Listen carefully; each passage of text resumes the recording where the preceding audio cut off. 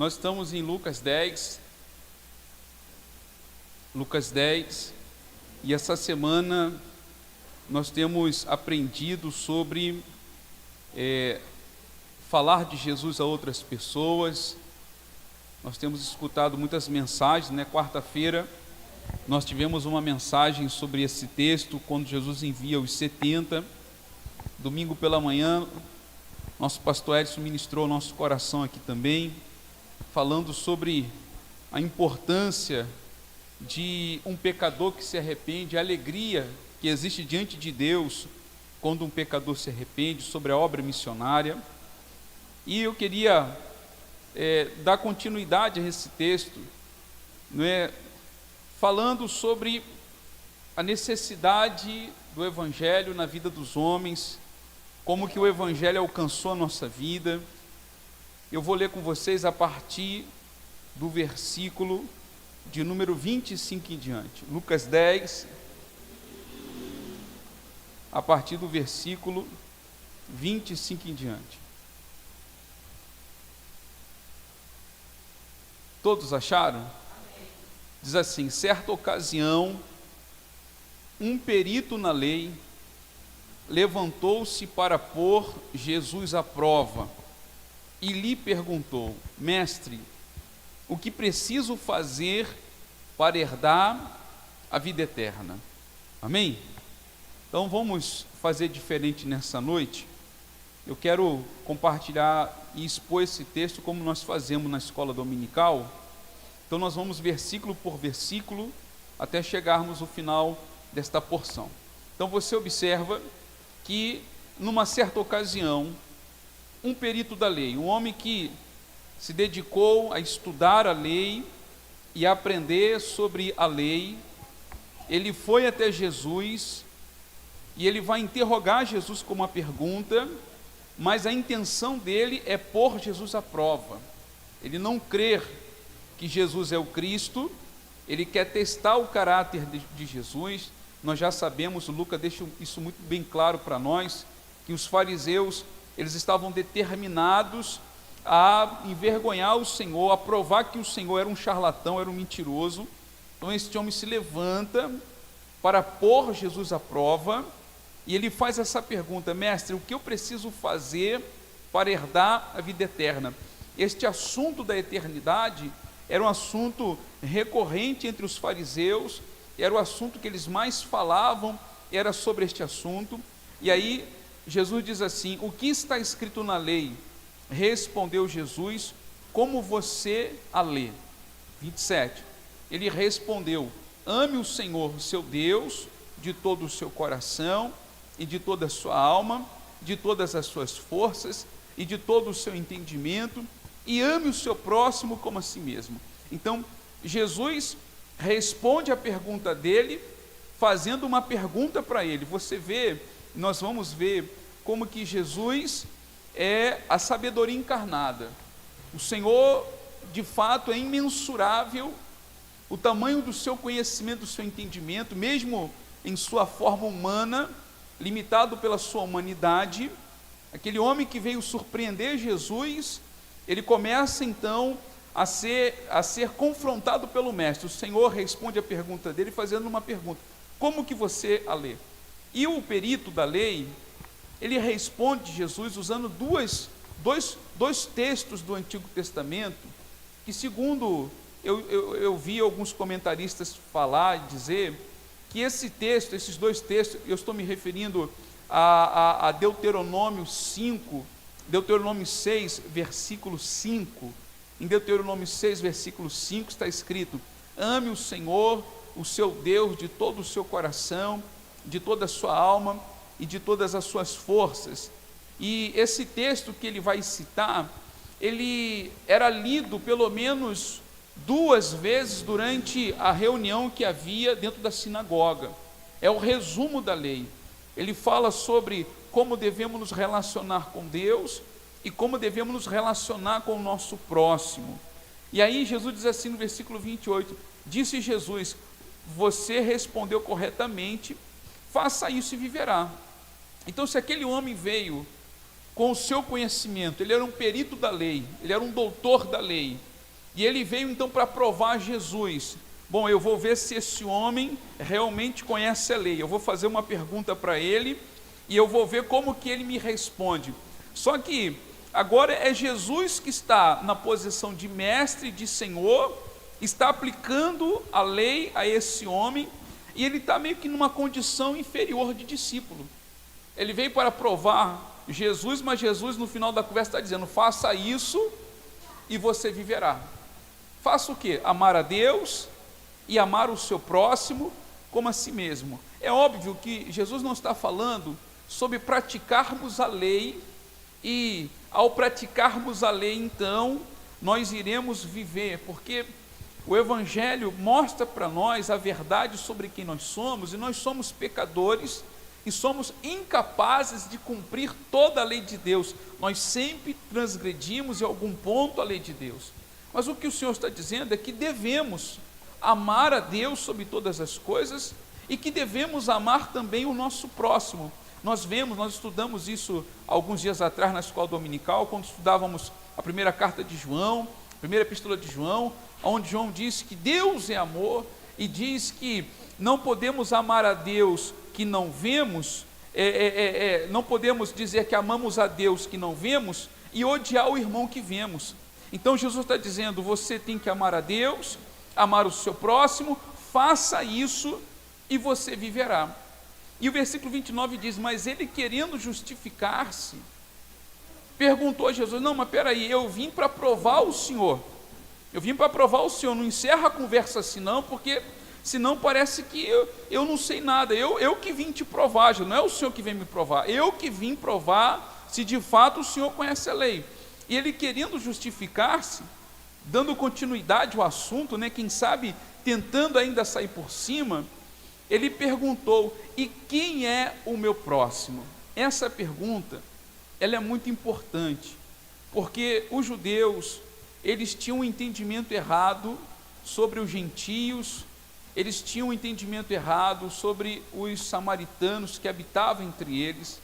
Os judeus, eles entendiam, como está escrito lá no Salmo 139, eu acho que vale a pena até a gente abrir a nossa Bíblia rapidamente, lá no Salmo 139, diz assim, olha, eu vou achar o versículo aqui com vocês, Salmo 139, diz assim a palavra do Senhor, versículo 21, não odeio eu, ó Senhor, aqueles que te odeiam, e não me aflijo por causa dos que se levantam contra ti, odeio-os com ódio perfeito, tenho-os por inimigos. Então, os judeus, quando liam, por exemplo, esta porção das Escrituras, eles entendiam que eles tinham que odiar todas as nações que não serviam ao Senhor, por exemplo, os samaritanos. Então, quem é o meu próximo? A quem eu devo amar? Porque quem sabe, de fato, essa era uma discussão entre eles, não é?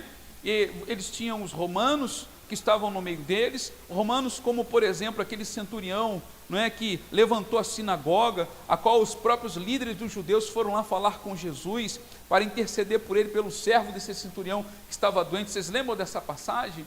Não é? Então, haviam pessoas que não eram judeus, que habitavam entre eles, que eram amigos, havia os samaritanos. Então, quem é o meu próximo? Eu quero ver se o Senhor me dá a resposta correta, porque nós sabemos, assim pensava o perito da lei, que nós só devemos amar os nossos irmãos judeus e devemos odiar as outras nações idólatras, porque Deus odeia as outras nações. Assim, esse perito da lei certamente pensava, muitos fariseus pensavam. E Jesus então vai responder a pergunta dele.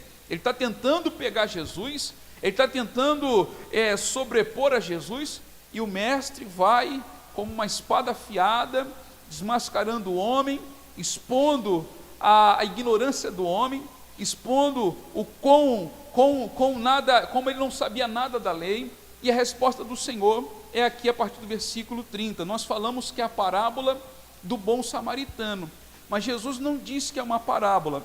Versículo 30 diz: em resposta disse Jesus, um homem, outra tradução, um certo homem. É bem possível que o que Jesus vai dizer tem acontecido. Então diz: um homem descia de Jerusalém para Jericó, quando caiu nas mãos de assaltantes, estes lhe tiraram as roupas, espancaram-no e se foram, deixando-o quase morto. Um homem descia de Jerusalém para Jericó. Jerusalém ficava a quase 1000 metros acima do mar, e Jericó ficava a quase a quase 500 metros abaixo do mar. Então era uma descida de 27 quilômetros, uma descida com várias curvas, de frente para o abismo, um lugar de difícil circulação, cercado por assaltantes, muito comum naquela época. E este homem, ele é atacado, ele é deixado no meio do caminho quase morto. Versículo 31. Aconteceu estar descendo pela mesma estrada um sacerdote, quando viu o homem, passou pelo outro lado. Então descia por ali um sacerdote, um descendente de Arão, um homem escolhido para estar diante do Senhor e para ministrar diante do Senhor. Este homem viu o homem que foi deixado no meio do caminho semi-morto, à beira da morte, e ele passou de lado, ele passou para o outro lado, ele não se aproximou. Quem sabe, para não se contaminar. Os irmãos sabem que na lei estava escrito que se um judeu encostasse no morto, ele estava impróprio para participar do culto no templo. Imagina um sacerdote. Se o sacerdote, que era o ministro do templo, tocasse no morto, ele estaria impuro para exercer o seu ofício. Então ele passa pelo outro lado. E nós podemos questionar a atitude desse homem. Quem sabe para ele estar dentro do templo era algo que ele valorizava mais do que a vida humana.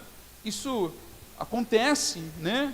Acontece. Nós vemos igrejas lindas, igrejas embelezadas, templos magníficos, e os membros passando fome, os membros passando necessidade. Nós vemos pastores ocupados e preocupados demais consigo mesmo, e não pensam nas pessoas a qual eles têm a responsabilidade de cuidar. Enfim, o homem passa pelo outro lado. Versículo 32. Assim também um levita, quando chegou ao lugar, viu e passou também pelo outro lado. Um detalhe é que, pelo menos está escrito que o levita ouviu. Quem sabe ele chegou até olhar e ele conseguiu ter um diagnóstico que o homem ainda estava vivo, mas também passou pelo outro lado. Nem todo levita é descendente de Arão. Levita, ele era responsável, os levitas da tribo de Levi, eles eram responsáveis para cuidar da manutenção do templo, dos utensílios do templo, eram responsáveis por organizar a liturgia que acontecia dentro do templo, e ele também não poderia tocar no morto, porque senão ele estaria impuro e não poderia participar do culto no templo. E aí o texto diz: mas um samaritano, estando de viagem, chegou onde se encontrava o homem, quando viu, teve piedade dele. Um samaritano, e Jesus, ele usava muitas vezes o samaritano para confrontar a religiosidade dos fariseus, que era uma religiosidade superficial, homens que valorizavam demais a estética, a perfumaria da lei, mas desprezavam o mais importante, que era o amor e a misericórdia. Os samaritanos, irmãos já sabem, eles eram misturados, judeus misturados com outras nações, que tinham um culto diferente do judaísmo ortodoxo. Eram homens que não adoravam a Deus no lugar onde se deveria adorar segundo a lei, e eles eram considerados pelos judeus como homens malignos, homens malditos, que deveriam ser odiados, como nós lemos no Salmo 139, segundo a interpretação deles. Diz que este homem, ele estava passando por ali, e quando este homem viu, teve piedade dele. E o versículo 34, aproximou-se, enfaixou-lhe as feridas, derramando nelas vinho e óleo. Ele se aproxima, movido por piedade, e ele vai enfaixar as feridas do homem, e ele vai derramar nela vinho e óleo, provavelmente o vinho iria esterilizar as feridas, iria matar qualquer tipo de possibilidade de infeccionar as feridas.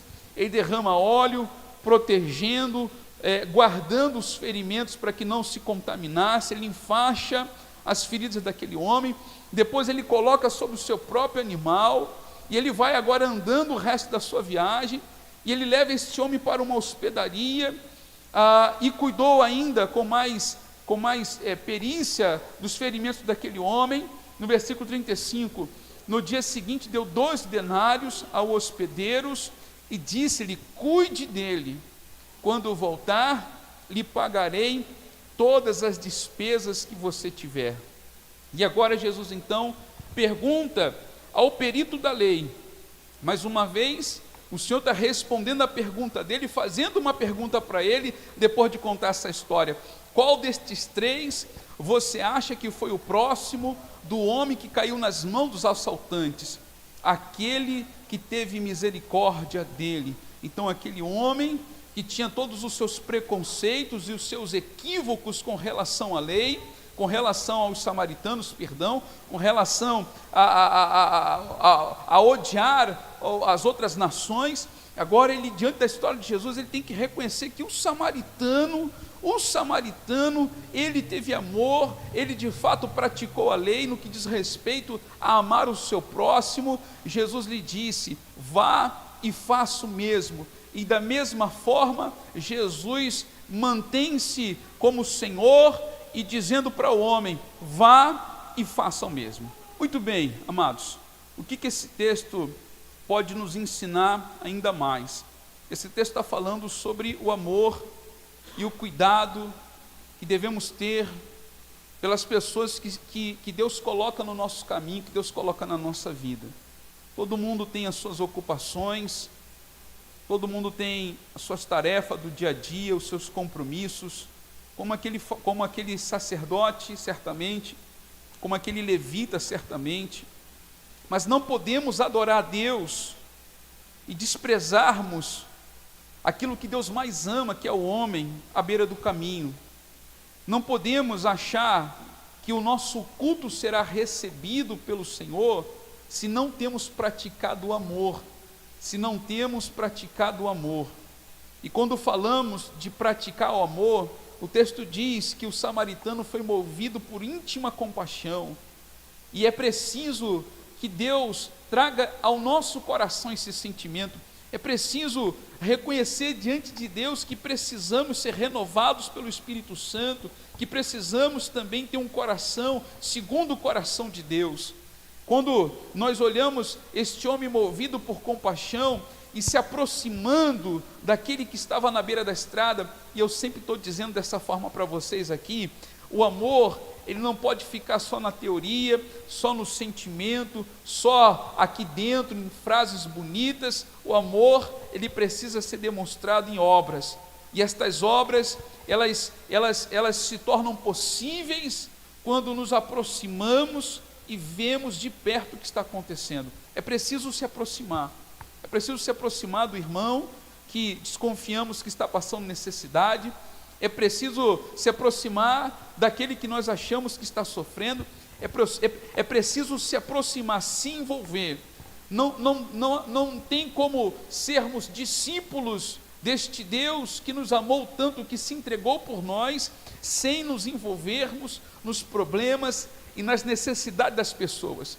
E quando nós vemos aquele homem improvisando e fazendo o que ele podia fazer, é isso.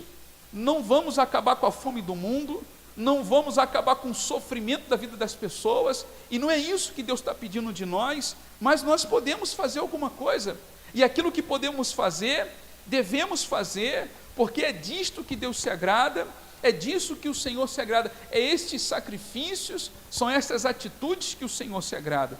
Aquele samaritano fez o possível, e aquilo que ele não podia fazer, ele pagou para que o hospedeiro cuidasse do homem, até que ele voltasse. Ou seja, houve gasto de tempo, houve gasto de energia, houve um gasto do seu dinheiro. 2 denários era o salário de 2 dias de um trabalhador, houve todo esse gasto, Isto é amar o próximo como a si mesmo. É você abrir mão de si mesmo, é você não gastar a sua vida somente para si mesmo, mas gastar também a sua vida, os seus recursos, por aqueles que aparecem no seu caminho. Não estou dizendo, amados, que devemos sair por aí, mas as pessoas aparecem no nosso caminho. O samaritano, ele não sabia o que ele ia encontrar, mas quando ele se depara com aquela situação, ele não podia seguir o seu caminho, ele não podia continuar e se tornar indiferente. Então, nós precisamos ser sensíveis e quebrantados e obedecer a este princípio que está tão relacionado com o nosso culto a Deus. Não iremos agradar a Deus se não estivermos amando o nosso próximo, os nossos semelhantes como a nós mesmos. Mas esse texto, ele é também um texto cristocêntrico, um texto que fala sobre a salvação que Cristo vem nos dar. Olha as figuras que nós lemos aqui. Primeiro, o texto diz que aquele homem estava descendo, e é assim que está a humanidade. A humanidade está descendo e cada vez mais indo em direção ao inferno, o lugar para onde o pecador vai. A humanidade, ela está entregue ao governo e ao domínio do pecado, e por mais que a tecnologia esteja evoluindo, por mais que estejamos alcançando grandes conquistas como civilização, como evolução da humanidade, continuamos indo para baixo, continuamos afundando cada vez mais, a humanidade continua afundando cada vez mais. Só que o texto diz que não era só o homem que estava descendo, o texto diz que também o levita e o sacerdote estavam descendo, e o sacerdote e o levita representa a religiosidade. A humanidade tenta se agarrar nas religiões, a humanidade tenta se agarrar nas ideologias, mas isso não resolve, porque todo mundo continua descendo e todo mundo continua indo para baixo, para o fundo. O texto diz que havia ladrões, e estes homens assaltaram e deixaram aquele homem à beira da morte. E mais uma vez eu olho para essa passagem, eu vejo, Deus, o Senhor está falando conosco, porque isso é a figura do diabo. Satanás está na curva, Satanás está escondido, esperando a pobre alma passar, e ele vem e destrói a vida com os vícios, destrói a pessoa com o pecado, destrói o casamento, destrói a vida inocente de uma criança, destrói um casamento feliz, destrói um jovem, destrói uma jovem. O diabo está à beira do caminho e pegando e agarrando e destruindo as vidas. Jesus disse que ele veio somente para matar, roubar e destruir.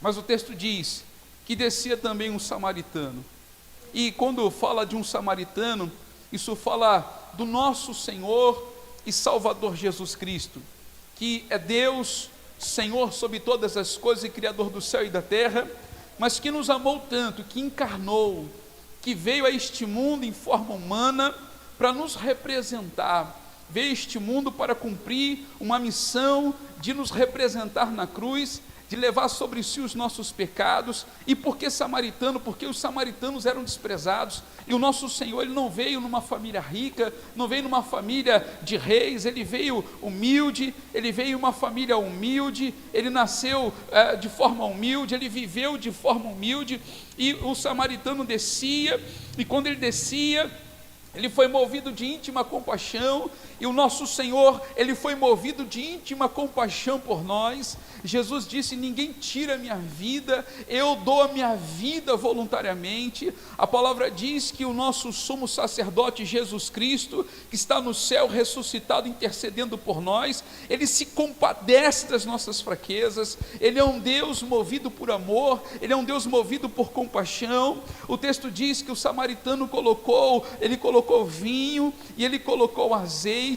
Isso fala da obra do Espírito Santo de Deus na nossa vida, curando nossas feridas, medicando o nosso coração, transformando o nosso coração. Quando fala do óleo, fala da presença do Espírito Santo na nossa vida, regenerando o coração pecador em um novo coração, regenerando o homem perdido em uma nova criatura, em um homem segundo o coração de Deus. Quando diz que o samaritano deixou deixou aquele homem numa hospedaria. Isso fala da igreja. Nós somos a hospedaria que recebemos os feridos trazidos pelo Senhor, e nós cuidamos deles, e nós medicamos, e nós ensinamos a palavra, e nós discipulamos essas pessoas, nós levamos essas pessoas ao batismo, nós ensinamos essas pessoas até que elas se tornem obreiras e depois possam ser enviadas também. E quando o samaritano diz: olha, guarda ele até que eu venha, e também nós aguardamos a volta do nosso Senhor Jesus Cristo. Ele está vindo, e Ele está vindo para completar a obra na nossa vida. Ele disse: olha, eu já mediquei, eu já cuidei, agora toma conta dele, porque eu vou voltar daqui a 2 dias, e quando eu voltar, eu vou tratar dele completamente. E é isso que nós aguardamos, o retorno do nosso Senhor, aonde Ele vai nos libertar completamente do pecado, aonde Ele vai nos libertar completamente das nossas fraquezas. Ele vai nos levar para estarmos com Ele eternamente. Esse texto fala sobre amor pelos perdidos, fala sobre o dever que temos como filhos de Deus, porque a palavra diz: sede, pois, imitadores de Deus, como filhos amados. E Jesus está dizendo: aquele homem tão religioso, que veio testá-lo, que veio prová-lo, você não conhece a lei de Deus. E quando você abre a boca para dizer: amarás ao Senhor teu Deus e ao seu próximo, você não está amando a Deus nem ao seu próximo. Você precisa praticar o que você está falando. Você precisa praticar, e quando você pratica isso, você vai viver. Vivemos um tempo de frieza espiritual. Vivemos um tempo de morte espiritual. Eu escutei essa frase hoje. Eu fui numa loja trocar a película do celular,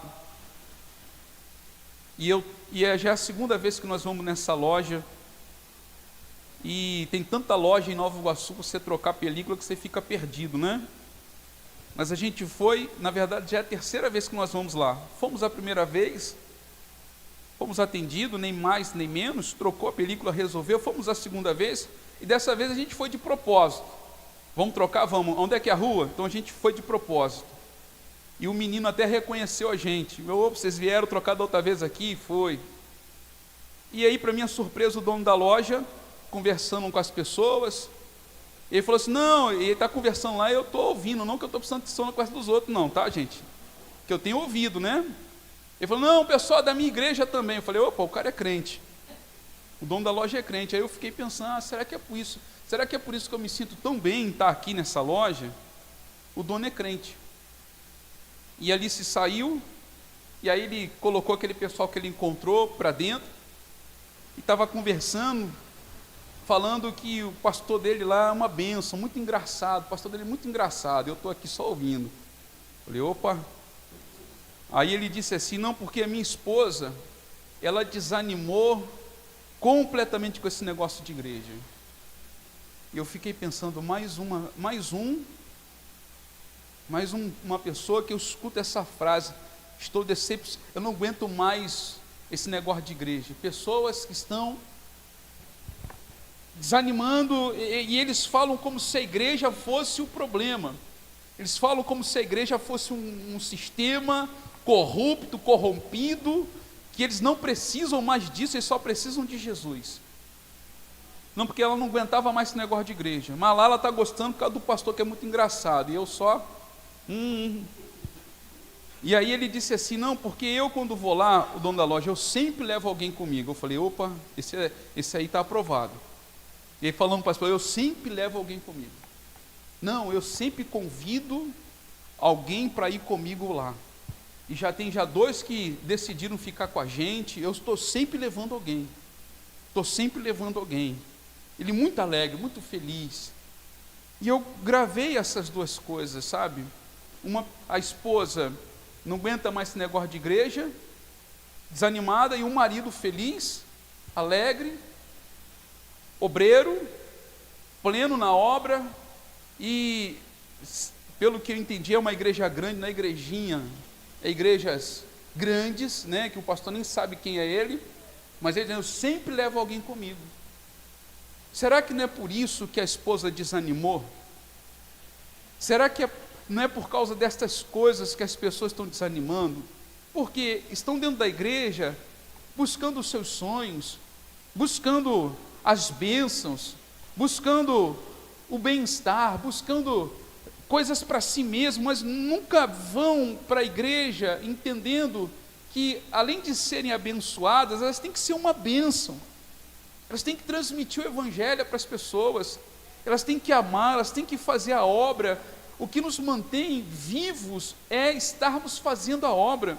O que nos mantém plenos, o que nos mantém alegres, é estarmos fazendo a obra, servindo o Senhor, amando o próximo, cuidando das vidas que aparecem no nosso caminho, levando as pessoas a Cristo, porque Jesus disse: vocês são as varas, eu sou a videira verdadeira, se vocês permanecerem em mim, vocês vão dar fruto, e aquele que der fruto eu vou limpar para que dê mais fruto ainda, mas a gente não quer se ocupar com o reino, porque, afinal de contas, eu estou indo para a igreja agora, eu não posso parar, eu estou muito ocupado com, agora, final de ano, eu não posso parar para atender o fulano, atender o ciclano, eu tenho meus compromissos, eu tenho muitas coisas para fazer na minha vida, eu não posso parar para atender o que está à beira do caminho, desculpa, eu não posso te atender agora, e a gente vai deixando os feridos no meio do caminho, e vamos trilhando e avançando, achando que estamos progredindo, mas na verdade nós estamos descendo, e chega uma hora que você olha para dentro de si, você não encontra fé, você não encontra mais alegria, você diz: meu Deus, eu não sinto mais nada, eu não tenho mais nada. O que aconteceu? O problema é a igreja, que só fala de dinheiro, o problema é o pastor, que tem um monte de falhas, o problema é o irmão, que não me amou, e a gente vai culpando as pessoas, quando o problema, a razão do problema, foi nossas escolhas e nossas atitudes diante do Senhor. Amém ou não amém? Eu vou terminar lendo mais uma vez o versículo 37, aquele que teve misericórdia dele respondeu o perito da lei, Jesus lhe disse: vá e faça o mesmo. E esta é a palavra do Espírito Santo para a minha vida e para a sua vida: vá e faça o mesmo. Eu morri na cruz por ti, eu fui lá e te resgatei, eu trouxe você à minha presença, eu cuidei das suas feridas, perdoei os seus pecados, eu lavei as suas vestimentas. Vá e faça o mesmo. Vá e faça o mesmo. Deus abençoe sua vida, Deus abençoe a nossa vida nessa noite, em nome de Jesus. Amém?